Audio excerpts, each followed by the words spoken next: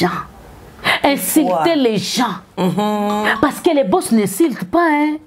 Mbongo pelinga makelele. Mbongo pelinga nango makelele te. Na ndenge pesa normal mbongo linga makelele. Mbongo linga makelele te. Mbongo mabende ezala valeur mukie ya mweza makasi. Mbongo pesa linga nango makelele te. Mbongo linga nango ba itufuma te. Mbongo linga tala. Insulter l'autre pour l'intérêt des autres, ce n'est pas du tout gentil. T'as le niveau. Ce n'est pas du tout. Tout ça là, pourquoi? Parce que bango mo bakabakate pona nini? Parce que tango batuna ye bakolanda yo, bako bando benga yo. Bando tindelo bambongo, babanda ko encourager yo, finga ye, sila wana za mutu mabe, finga ye.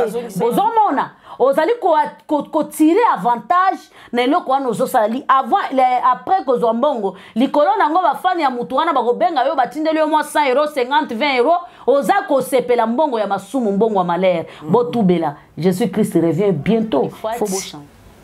Ozala utala mara, ezala utala marate. Pour moi, wana valeur te. Tant que tu cheka caméra na yo banjo finga bato, obando ko c'est la bato makambo, obanjo lo ba di n'importe quoi c'est bato, wa le côté. Yo na muto bakangi na CNPP boandenge moko parce que oza mythomane, wana problème à mutu, oza manipulateur parce que ozali ko manipuler muto oza ko lakisa ki oza ko lobelaye na faveur na yo parce que ozo lakisa mutu wana ke ozo lobelaye non ozo lobelaye te ozo sala bongo po ba fani ya mutu wana ba ya ko tala yo fin du mois yo zwa mbongo o futanda couper osa nini o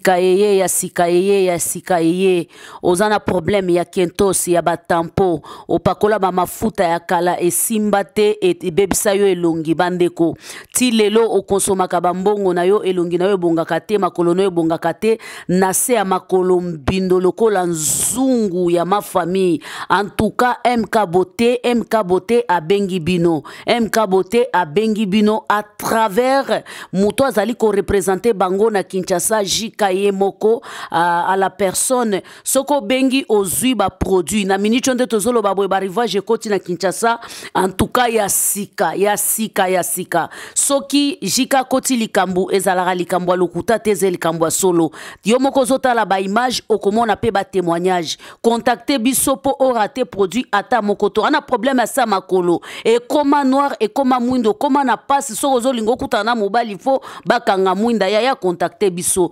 elongi tampo ebetama ozoye ba solution te contacter biso maboko kentosi ya soki yo solola il faut yo bomba maboko na sima contacter biso na makolo kutu koloba te okoma na coca fanta eza somo moya koloba eza te contacter biso na ba numéro ba kotia wana okozwa biso na lombangu ezala na WhatsApp ezala na normal oza na Kinshasa oza na poto partout au livraka merci beaucoup et koratete MK Beauté nde makambu. Monsieur, bonjour. Aujourd'hui, dans notre émission Tolo Belagnon sort avec Nadia GB, nous voulons un peu parler de du télégrammatique. Nous savons que dans notre pays, République démocratique du Congo, précisément à Kinshasa, il y a vraiment des choses qui tournent tout autour de nos artistes et comédiens. Voilà pourquoi nous voulons un peu marteler sur ça et nous voulons parler de la journalisme, chroniqueur, implication de la chroniqueur vis-à-vis artiste et comédien na biso parce que tokomo monango ekomi ebele makasi okomona lelo ba journaliste ba fani na plateau bazo inciter batu ya sila bafinga batu ya Belleville omoni ba journaliste ba inciter batu ya Belleville bafinga sila batu ya Ursule baloba boy bafinga dinana donc et comment un peu de trop. On a réfléchi ensemble avec Jika Tolobi et là on est ça là que artiste na biso comédien ba comme na niveau ya koyeba ya kofingana ya koyinana poto mona bon place ba swana te mo mona kaka rando mo koti et toye ko kwea na conclusion ko lobaki eza biso ba journaliste, biso ba chroniqueur, biso ba communicateur, nde tozo sala que ba artiste na biso comédien lelo bazala lisusu na boyo kanité.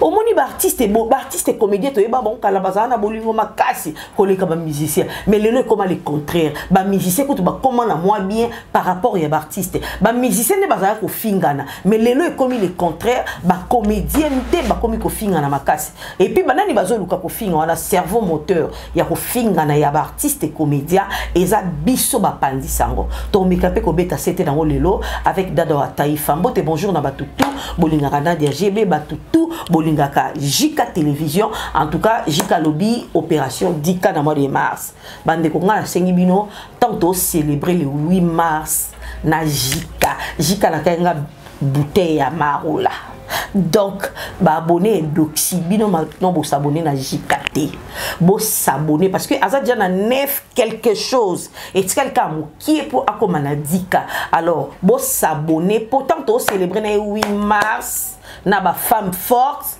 Jika memilanga amarula nanga na Dika ya Jika Télévision mbote bonjour na ba abonné nyonso ya Jika Télévision boza ebele bino pe bo sa ka ba exercice amo les artistes nyonso o Jika lobela rabino bato Mamasi bato Kofi Olomide bato Inons en tout cas bino non bo s'abonner s'il vous plaît bo s'abonner pour Dika et na nka muke tikali vraiment muke ana 9 quelque chose comme ça il m'a précisé biso 9 fois on attend ba fond la plateau donc bo s'abonner pour le 8 mars Jika akomana Dika to célébrango bonjour Dada Taïfa bonjour Nadia Jobé la femme selon Jésus-Christ bonjour na ba étoile ya Jika Télévision bonjour na ba guerrier et donc c'est TV News bonjour na batutu o balinganga musala nanga merci beaucoup Nadia GB auti koloba yango donc natikalika na 200 abonnés pour to clôturer histoire oui 200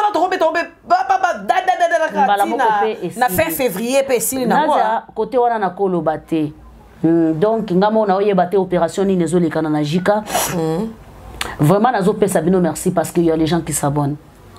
Il y a les gens oyo ceux qui batuna bango baye batindeli bango lia ebisi bango que non bo s'abonner bo s'abonner na chaîne ezaka na mutu moko boye banika lelo tindeli liemba la moko s'abonner donc pour na côté abonnement merci beaucoup naba o bazo soutenir on sème l'amour toujours continuer toujours na musala rien à dire merci na Fabrice Mandena sima caméra merci na yope ndekonanga dès toujours continuer toujours ko ça musala oye komi koko sommet tout ça kosala ngo quand même voilà musala oye komi passe vraiment makasi pour muta peso bolingwa s'abonner et ça facilité en tout cas biso to bisi bino merci pour na ba oye bo continuer ko sala biso confiance bo sala biso de sous confiance Dika wana to za ngo vraiment besoin ti to ko marsa wa to célébrer yango pour ala ragi biso bilo rebelenga na za acte nazo zela bilo ba cadeau na ngap tellement makasi alors bato nanga nya surtout bo que des shows na Jika Télévision bo s'abonner Jika to lobela un peu apport il y a ba journaliste il y a ba chroniqueur vis-à-vis ya artiste et comédien pour les lots totali to zongi de part et d'autre koluka koyeba ba comédien ba oswane la nini bazo la nini bazo bunde la nini mais nga na fandi pena na réfléchir na moni place ba mo ba oswana te mais eza kaka biso nde toujours créer les ba problème est-ce que pour ça sali constant wana merci beaucoup Nadia Jebé la femme selon Jésus-Christ omoni soto longoli caméra to tikali normal oyo lekana na caméra nde oyo lekanaka tango tulongola caméra voilà sko to memaka ngo sikoyo eloko to sali place caméra ezate to memi yango sikoyo place caméra ezali même na vie so normal tozonga suma Nadia moi je peux dire na kashaka ngo te même sur TikTok je parle de ça c'est depuis 2022 que j'ai clôturé j'ai banni l'histoire des groupes, associations, oh papa, jusqu'à la barre. C'est depuis 2022 que je fermais ma porte. Parce que porte n'angeza qui a que je fermais ma porte. Ok. N'a s'est retiré. Parce que tant que tu es vivant, on parlera de toi dans le bien ou dans le mauvais. Mais quand même, pour se ressaisir, à un certain moment, pour éviter des problèmes, retire-toi. Voilà. Zonga na sima. So ba obeta masolo na yo ya mabe babeta ngo dans le passé babeta ngo dans le présenter parce que ceux qui te continuent dans le présent c'est que na ya passé na ya présent ba continuer ba balolango pourquoi na TikTok ba yebisa ki Benita qui retire toi na TikTok c'était très important ya ko yebisa Benita que non retire toi na TikTok na minute so ozonga après voilà parce que na minute wana tikana no ba pota yo buzoba ya kala buzoba ya présent ba limwisa yango omona ki kepeta se retirer na buzoba ya kala salini elimwe c'est la même chose avec bandeko na biso ya théâtre na banda théâtre même si batulelo na monde ba croyaka na ba âge na biso te mais en réalité biso moko nde toyebi o toza naza na âge ya 22 ans naza na Emmanuela na nga na maboko na otala Irsila comme grande sœur voilà wana nga penza bébé Rachel na âge ya Rachel na biso na mona Irsila wana ba obenga e black comme grande sœur bazali Musapina Linzaka Nasila Bisalu voilà balala esika moko baliaka esika moko balata kailamba moko okanisi nani akaboli Irsila Nasila Bisalu yo nanga o comprendre yo nanga mais na ndenga normal na bango mi baleta msu balinga bakabona te ouais ma chérie ça peut m'arriver oyo lobby Jika ngana comprenaka te yo penza ndengo kangama na Nadia yo penza ndengo kangama na Sila yo ndengo kangama na Sila penza elekela anga yo sala kitoko koleka Sila yo lata kitoko koleka Sila voilà yo ko travail sika mo na Sila te yo za capable yo yebite ke Sila o sala tout poids limisa yo eza maloba ope kabola bango très bien ezape maloba o esala nini ekabola bango Sila olialia yo na cc Sila biti na eza yo o monana te imeni o tozali tolinga ko vérifier te tolinga ko tuna te tolinga ko yeba te o bandi ko bendela muninga keto na malembe yo pe ozongisaka fresh retour te ozongisi flash retour ya olobake ye na monde théâtre ya laksanga théâtre ndenge nini ya ko laksanga théâtre te ponga na banda théâtre pe lumbe ponga na banda te yo po komi ko expliquer rapporteur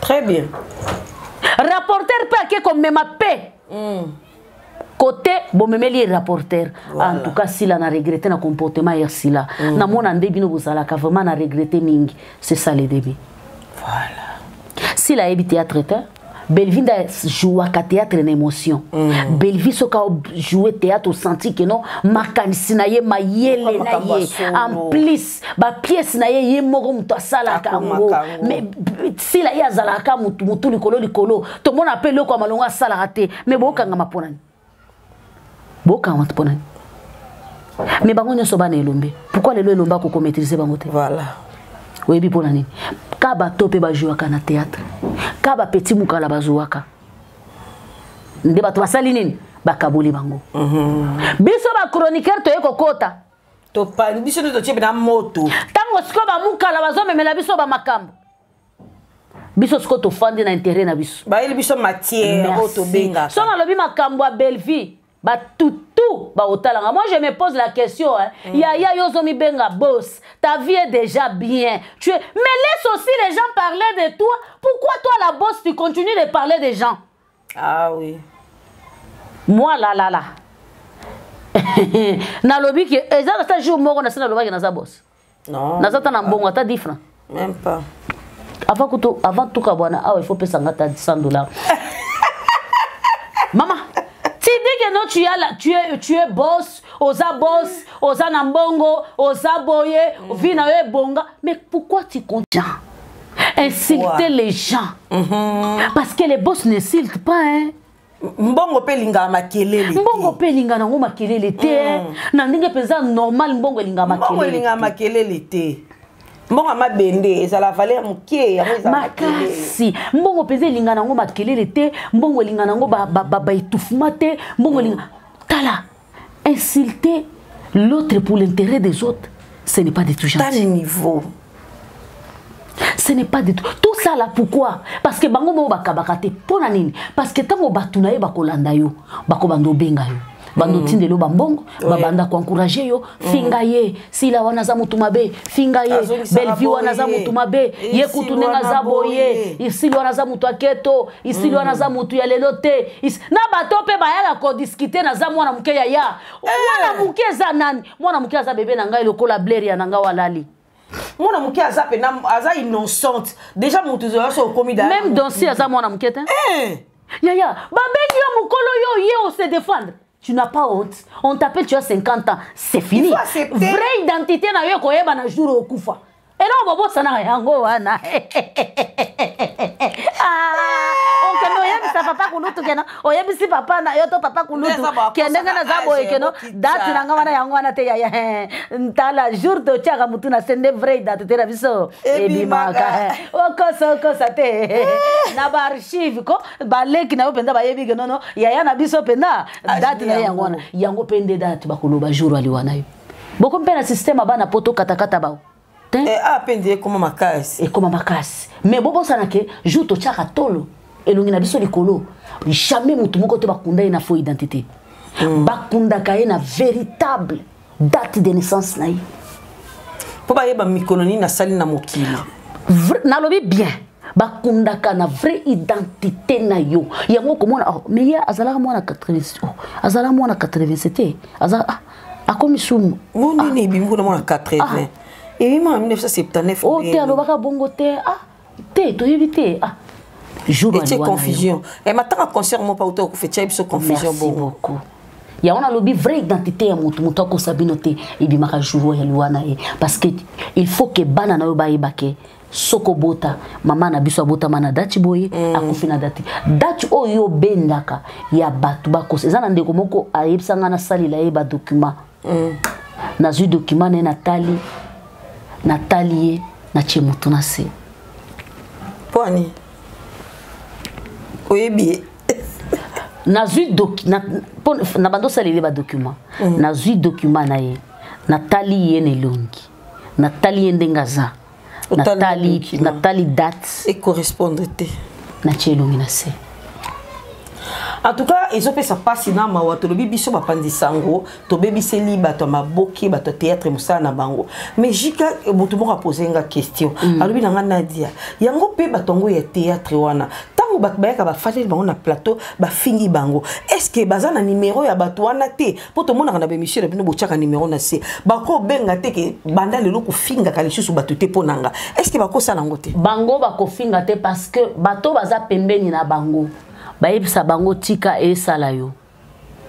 Ezo kitisa yeto ezo salayo. Tika ezo salayo. Eza na insulte moko te tombola mutu na mokili jamais. Abitika ezo salayo. Na kozo na opes exemple na ebi ke kala te peut-être ata lelo lobi na sala analyse moko ya musique. Na ozo exemple moko ya musique Robino Mundibu. Aza mizo yebeli musicien. Si. Les jours où Robino Mundibu a boma carrière na ye, c'est les jours où Robino a koma a lobela fali. Yo artiste au comme porte-parole et artiste. C'est pour cela jusqu'aujourd'hui à Okokotombola Sumutote. Mais kolobela pe na sens il y a bientôt na sens à mabe. Ça aussi il faut épingler. Motumoko par exemple fali aza artiste. Je peux me réveiller na s'attaquer na ye. Yoko réveiller s'attaquer na ye parce qu'aza artiste aza vraiment mutumunene en Afrique. Tika bato balobela kaye balobela yo artiste msuso ko s'attaquer yo ke ko défendre puis au dénigrer mutu maman sel musana ote comme maman porte parole yes directement na place balobela yo ba komi skoko zwa ba parti olobela ifali ba komi ko lancer yango ba kacha yango ba chango na ba page polémique ba komi ko lobela yo selon ndingo lobela kifali musique na yo odindisi yango. Musique et dindi mais bata théâtre na ebité ba mec un peu ko revoir Jika et le que ça passe Naibité mokolo moko to perdre artiste et comédien moko ya monene na se ya aventure. Naibité soki yozo mona po likambwana ninga na monango. To ko perdre bango te parce que bango moko bazane sengo. To ko perdre ba uti ko bunda na bandal ba fan ya famille Bota na ba fan ya Bakuk. Yango skonga na oyebisa yo boy. Omoni bango. Bango mona no ba yebi place ba simbami, ça c'est un. De deux. Bango moko eloko ezali ko sanini, ezali ko arranger bango. Na zo exemple ya Vincent ayambaka si le pana ye. Atuni sila makambo to kenda ta ba 10 ans. Atuni sila makambo elekana kapuko zo peksa batu na yo te bona babi est-ce que zanga eza ba fan? Est-ce que ngana na capacité ya ko maîtriser fan? Mais yo so lingi musala na bango ezo yokana teme polémique na bango c'est ça. Nana yebi pièce ya sika Belvito si la ba misaki. Musala ezo yokana te ba texte ya bien bokomaka e yokana ka juste e komika mifinga ndezo. Na mona ki Abakuk moko akomela kinga on t'aime beaucoup, tu es la bienvenue na famille Bota. Ata soki na vous êtes sûr que non soki na vraiment na famille Bota et que ça la pona le bela mams na bando finga bato.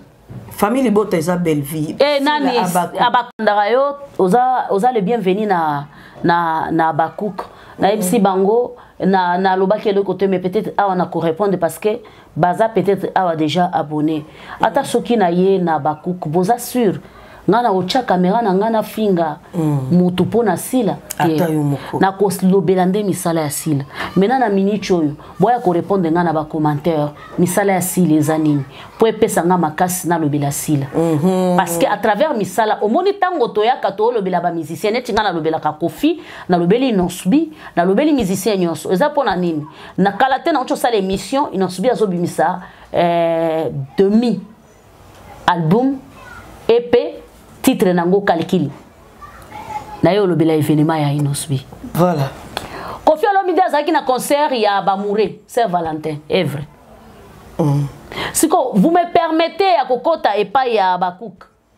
Boyele ba. Bo pesa ngai ba Evre film ni na bimisi ezokende ndenge nini musala alors comme ça na ko faire habitué pe ba abonné na nga pe na monde à théâtre et ezala pe malamu. Mais ceux qui bozo tindela nga ba lien ya mafinga ya barando boza sur na ko adopter na ko s'adapter na makambwana na ko s'adapter te na ko zala pe porte na ya Bakuk et ko funga mapona ngaite. Merci beaucoup.